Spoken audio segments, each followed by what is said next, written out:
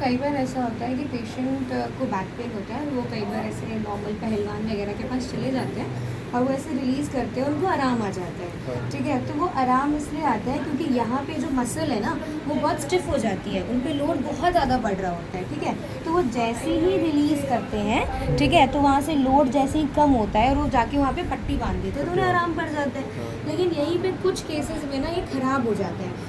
कुछ केस ऐसे होते हैं कि भाई मैं पहलवान पे गया, उन्होंने रिलीज़ करा, पट्टी बांधी, उसके बाद मेरा दर्द और बढ़ गया। तो इसका कारण क्या होता है कि ये जो कोर मसल है ना आपकी पेट की, जो नीचे कोर मसल होती है, इसका काम होता है स्टेबिलिटी प्रोवाइड करना। अब क्योंकि यहाँ पे पोस्चर थोड़ा सा ख़राब हो रहा था, बॉडी का जो बोन्स है वो अलाइनमेंट सही नहीं हो रहे थे, तो उसने ये तो रिलीज़ कर दिया, लेकिन क्या था, तो पूरी बॉडी ना इसी मसल पे टिकी ही थी, ये तो चल रही थी, तो उसने रिलीज़ कर दिया तो वो लोड ही हटा दिया। अब बॉडी के लिए बहुत ही अनस्टेबल चीज़ होगी कि अचानक से सारी मसल की मतलब बिल्कुल रिलीज़ हो चुका है, तो अब मैं कहाँ जाऊँ, और कोर पे उसने काम किया ही नहीं, तो यहीं पे पेशेंट का पेन बहुत ज़्यादा बढ़ जाता है।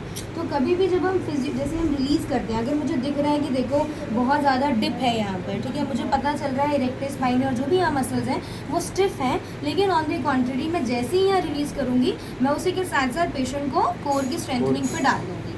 ठीक है, तो आपका ये यहाँ से लोड हटा रही हूँ, इस पर हल्का हल्का स्ट्रेंथनिंग कर रही हूँ, तो वो बैलेंस हो जाएगा, इसलिए आपको पेन बढ़ेगा नहीं और बल्कि बेटर इम्प्रूवमेंट होगी। ठीक है।